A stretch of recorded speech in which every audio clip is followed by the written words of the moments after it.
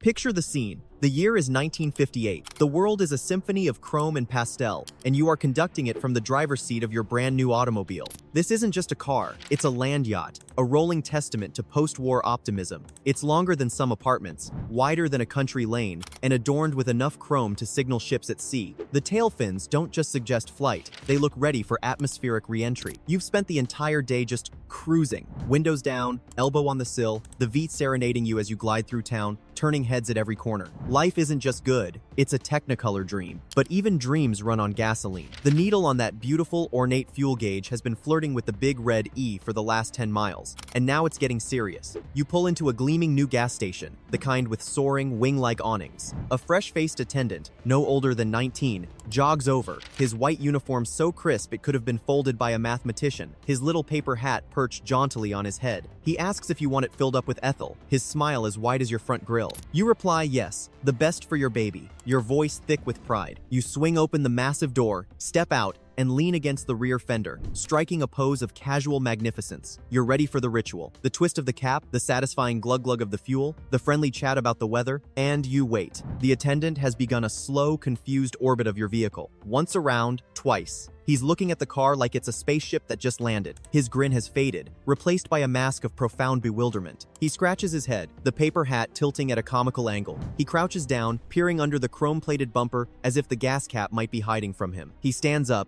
runs a hand along the impossibly smooth side panels. He looks at the fins, then back at you, his eyes pleading for a clue. He asks where the gas filler is, stumbling over his words. Your heart plummets. In the whirlwind of chrome, the intoxicating smell of new vinyl, and the siren song of that Vite, you forgot to ask the salesman the single most practical question of all. Where in the Sam Hill do you put the gas in this thing? Welcome, fellow gearheads, history buffs, and lovers of automotive absurdity, to the secret, stylish, and utterly wonderful world of the hidden gas filler. If you clicked on this video thinking, oh yeah, that's the 57 Chevy thing, my uncle had one of those, then I need you to buckle up because you are in for a serious education. Saying the 57 Chevy was the only car with a hidden gas filler is like saying the only band from the 60s was the Beatles. It's the most famous example, sure, but it was the tip of a glorious, chrome-plated iceberg. The truth is, for a golden age spanning 2 decades, American car designers were engaged in a nationwide, high-stakes game of hide-and-seek with the gas cap, and the results were pure, unadulterated automotive magic. So, what was the deal? Why this sudden obsession with concealment? Was it a Cold War-era design choice, meant to confuse enemy spies trying to sabotage the American family sedan?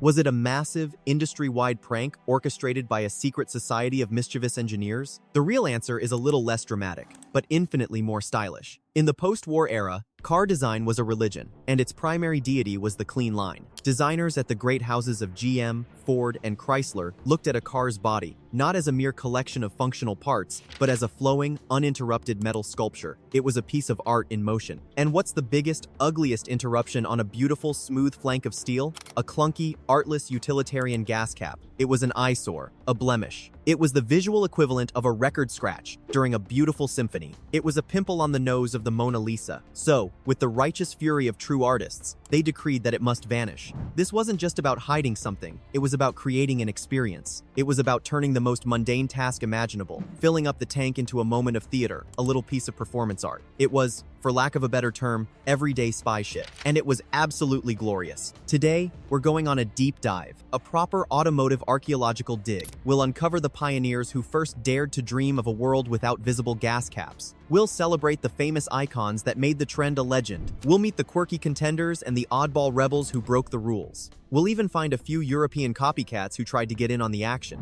We'll explore the cultural and aesthetic reasons this trend started, the very real and slightly terrifying reasons it vanished, and how its ghost still haunts the design language of the cars we drive today. So grab your stringback driving gloves, put on your best fedora, and sharpen your sense of humor, because we're going on a hunt for the most cleverly concealed gas caps in the history of the automobile. Before we start naming names and pointing fingers, let's really get inside the heads of the designers working in the 1940s and 50s. These people weren't just engineers punching a clock. They were visionaries, artists working in a medium of steel, chrome, and glass. They were living and working in an era of unprecedented American prosperity and unbridled technological optimism. The jet age was dawning, rockets were being pointed at the moon, and the phrase, "the sky's the limit," felt hopelessly unambitious. This zeitgeist translated directly into car design. Cars grew bigger, bolder, and more flamboyant with every single model year. Chrome wasn't just an accent, it was a primary building material, slathered on with the enthusiasm of a kid with a new jar of glitter. Fins sprouted from rear fenders, growing from modest suggestions in the late 40s to towering knife-edged monstrosities by the late 50s, reaching for a sky that seemed to hold nothing but promise. In this environment, the prevailing mantra was form over function, but not in a lazy or cynical way.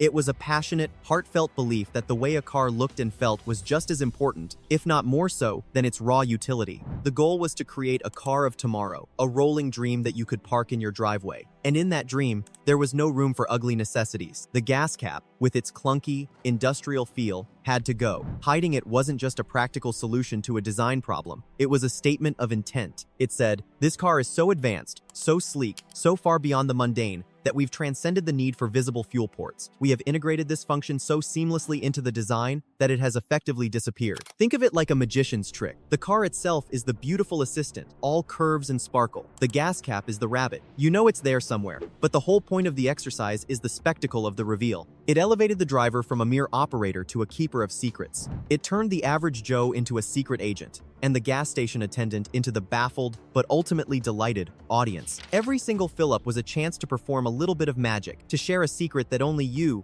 the car's designers, and a select few other owners knew. It was a membership card to an exclusive club. Alright, enough philosophy, let's get to the cars. And when you're telling this story, there's only one place to start. We have to pay our respects to the one that kicked off the whole craze. The patient zero of hidden gas fillers. Long before Elvis was singing about his pink Cadillac, the brand was already the undisputed king of American automotive cool. And in 1941, with the stunning Series 62, Cadillac's designers, working under the legendary and notoriously demanding Harley Earl at GM's Art and Color section, pulled off a masterstroke. They took the gas filler and, with a flourish of genius, tucked it neatly away under the driver's side taillight. The entire beautiful chrome-bezeled taillight assembly was hinged. You'd lift it up, and there, like a hidden jewel in a secret compartment, was the gas cap. It was breathtakingly clever. It was impossibly elegant. It was so perfectly, quintessentially Cadillac. This single decision cleaned up the entire rear fender, allowing for an uninterrupted, flowing line from the trailing edge of the door to the very tip of the tail. This wasn't a one-off gimmick for a single model year. It became a Cadillac signature, a design element they would proudly continue for years. It was a secret handshake among the wealthy elite who could afford a Cadillac. You can just picture the scene,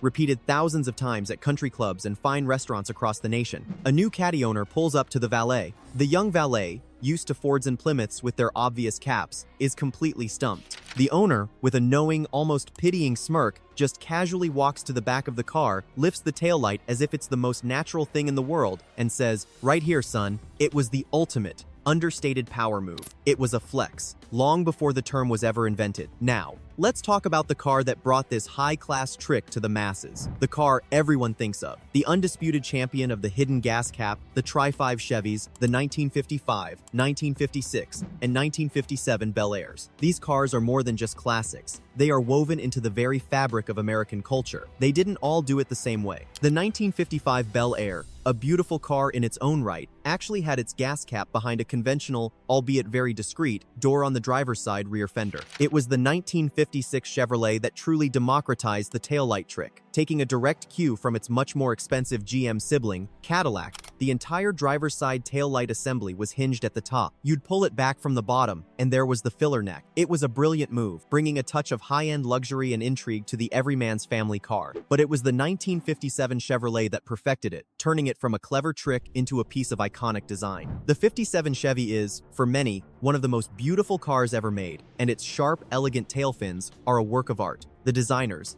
having created this masterpiece, couldn't bear to interrupt that gorgeous fin with a clunky, obvious hinge line for the whole taillight. So, they got even cleverer. They hid the gas cap inside the fin itself. A beautiful, wedge-shaped piece of the chrome trim on the driver's side fin was actually a spring-loaded door. There was no visible handle or latch. You just had to know the secret spot to press. You'd give it a little push, and voila, the trim would pop open with a satisfying click, revealing the gas cap nestled inside like a bird in its nest. It was so seamless, so perfectly integrated, that if you didn't know it was there, you would never ever find it. It's the automotive equivalent of a secret passage activated by tilting a specific book on a bookshelf. It's the feature that cemented the Tri-Five Chevys in the Hall of Fame for hidden gas capery. Imagine being a teenager in 1957. You've somehow convinced your dad to let you borrow his brand new Bel Air for a date with the girl from your history class. You pull into the local drive-in, the engine burbling. You need to top off the tank. Your date is watching from the passenger seat, impressed by the car but maybe not so much by your nervous chatter. You get out, trying to look as cool as James Dean. You confidently stride to the back of the car, and with a nonchalant little tap on that magnificent fin, you reveal the hidden cap. In that single fluid motion, you weren't just some pimply kid with a fresh driver's license. You were a magician. You were a spy. You were the coolest guy in the parking lot. And your dad's Chevy was your Aston Martin. But Cadillac and Chevy weren't the only ones playing this game. The trend spread like wildfire through the fiercely competitive design studios of Detroit. If Cadillac, the king of GM, was doing it, you can be absolutely certain that their arch-rival, Lincoln, the crown jewel of Ford, had to have an answer. And they did, with the breathtakingly beautiful and impossibly expensive 1956-57 Lincoln Continental Mark II. This was a car built not to a budget, but to a standard. It was intended to be the pinnacle of American luxury, a direct shot across the bow of Cadillac. Its design was all about long, low, understated elegance. And, of course, it had a hidden gas filler. Tucked away neatly behind the driver's side taillight, it was another way for the car to whisper, "I'm special," without ever having to raise its voice. It was a feature that perfectly matched the car's personality. Cool, confident, and with a few secrets to tell. Oldsmobile and Pontiac, the family surprises. This trend wasn't limited to top-dollar luxury cars. Like any good piece of fashion, it trickled down to the mid-range brands, the cars driven by successful middle managers and suburban dads. The 1958 Oldsmobile, a car that seemed to be designed with a more is more philosophy when it came to chrome, hid its gas cap behind the left lamp bezel. It was a clever bit of camouflage, using the car's own flashy, distracting trim to hide a functional detail in plain sight. It was like a pickpocket, using a loud noise to distract you while lifting your wallet. The 1957 Pontiacs, especially the chrome-laden Star Chief and Bonneville models, also got in on the act. On the lower trim Chieftain model, the seam around the taillight was a bit more obvious if you knew what to look for. But on the high-end models, which were positively dripping with gleaming brightwork, the hidden panel blended in perfectly. It was like trying to find a specific sequin on a Liberace jacket. This was the kind of feature a dad would absolutely love. Pulling into a packed gas station on the way to a family vacation, he'd watch his kids' minds get blown as he opened up a taillight to fill the tank. It was a built-in magic trick for the great American road trip. Chrysler Imperial, the Rebel. Now, for every trend, for every established set of rules, there's always one rebel, the contrarian, the one who has to be different just for the sake of it. In the world of hidden taillight gas fillers, that glorious stubborn rebel was the Chrysler Imperial. For years, there was an unwritten rule, a gentleman's agreement among automotive designers. The hidden filler goes on the driver's side, the left side. It just made sense. You'd pull up to the pump, and the filler would be right there, convenient and logical. But Chrysler, in their infinite and some might say slightly bizarre wisdom, decided to throw a massive wrench into the works. On the magnificent Imperial, the gas filler was hidden behind the taillight on the right side, the passenger side. Why? Why would they do this? Was it a mistake? Did the blueprints get mirrored at the factory? Or was it a deliberate, symbolic gesture of defiance against the GM-dominated trend? Whatever the reason, it created a uniquely comical situation that surely played out thousands of times. An Imperial owner, proud of his new, top-of-the-line machine, pulls into the station, aligning the driver's side with the pump as he's done his whole life. He gets out, full of swagger, walks to the back, flips open the left taillight with a flourish, and finds nothing. Just wires, bulbs, and the crushing weight of his own foolishness. The confusion, the embarrassment, the slow, shameful walk around to the other side of his enormous car as the gas station attendant tries to stifle a laugh. It was a uniquely Imperial experience, a little lesson in humility built right into the car. Beyond the big names from Detroit, there were a few other notable players in this grand game of hide-and-seek, each with their own unique take on the trend. Preston Tucker was a man who rethought everything about the automobile, from safety to performance to styling, and the gas filler was no exception. On the early prototypes of his revolutionary, ill-fated 1948 Tucker 48, a car so advanced it's still talked about in hushed tones today, he placed the fuel filler inside a metal grille on the left rear fender. It was yet another example of his forward-thinking, safety-conscious design. keeping the filler away from the main body panels and potential side impacts. Later, when the design was changed to accommodate a proposed and never perfected automatic transmission, the gas tank was moved to the front, and a more conventional fuel door was added to the front fender. But for a brief shining moment, the Tucker 48 had one of the most unique and thoughtful hidden fillers of all. As the 1960s dawned, jet age optimism began to give way to space race cool. Automotive design started to shift. The taillight trend, with its complex and expensive hinged mechanisms, began to fade. But the desire to hide the gas cap remained. A new, simpler, and arguably just as cool solution emerged, hiding the gas filler behind the rear license plate. Ford was a major proponent of this idea, using it on cars like the sleek 1960 Thunderbird. The license plate was mounted on a spring-loaded hinge. You'd flip it down with a satisfying thwump, and there was the gas cap, located dead center. This became the new standard for hidden fillers, a design adopted by numerous American cars well into the 1970s. It was a clean,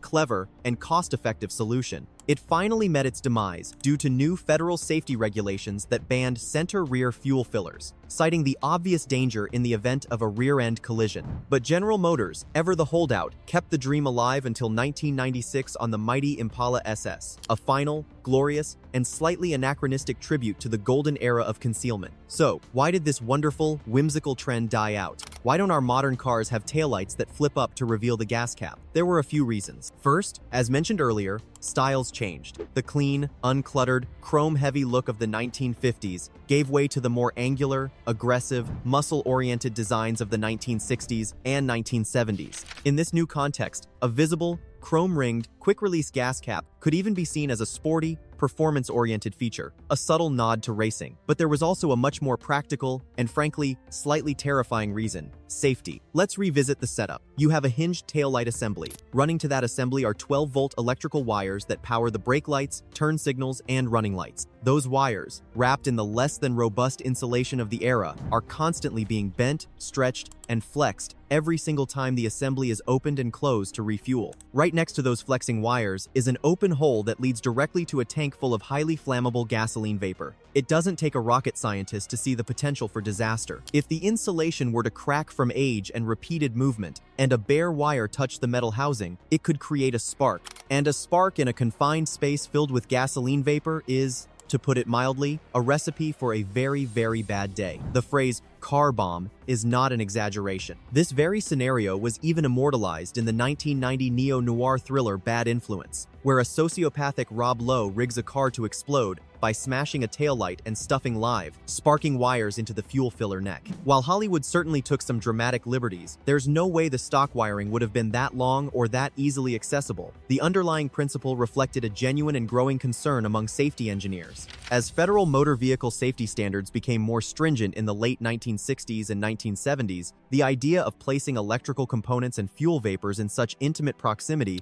was increasingly seen as, shall we say, a catastrophically bad idea. And so, the hidden taillight gas filler faded into history, becoming a fond and slightly quirky memory for classic car lovers. For decades, we've lived in the beige, boring world of the body-colored fuel door, a feature with all the personality of a tax form. But the ghost of this trend, its inventive spirit of clever concealment, still lives on. You just have to know where to look. You can find it in one of the most modern places imaginable: a Tesla. Look closely at a Tesla Model 3 or Model Y. Where's the charging port? There's no awkward door on the fender, no jarring interruption of the car's smooth line. Instead, a section of the driver's side taillight assembly, the part that houses the side marker reflector, is hinged. It flips open to reveal the port. It's the exact same concept, a direct spiritual successor to the 1941 Cadillac, a clear and deliberate nod to the same design philosophy: keep the lines clean, hide the necessities, and create a moment of surprise and technological magic. The fuel may have changed from gasoline to electrons, but the desire to hide the plug and preserve the purity of the design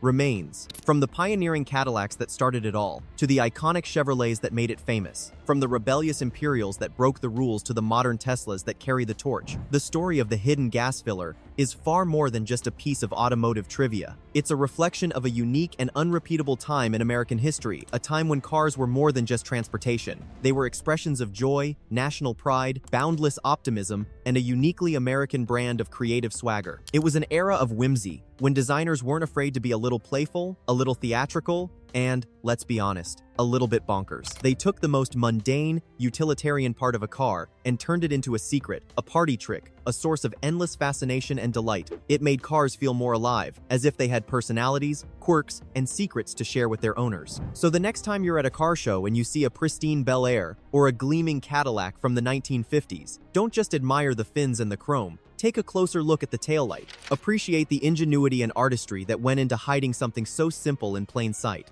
And remember a time when filling up your car wasn't just a chore, but a small, satisfying adventure. What are your favorite examples of hidden gas fillers? Let us know in the comments below. We read every single one. And if you enjoyed this trip down automotive memory lane, be sure to hit that like button, subscribe to the channel, and ring the notification bell so you don't miss our next deep dive into the fascinating, forgotten corners of automotive history. Thanks for watching. Now go out there and take a closer look at your own car. You probably won't find a hidden gas cap, but you never know what other little design secrets you might discover.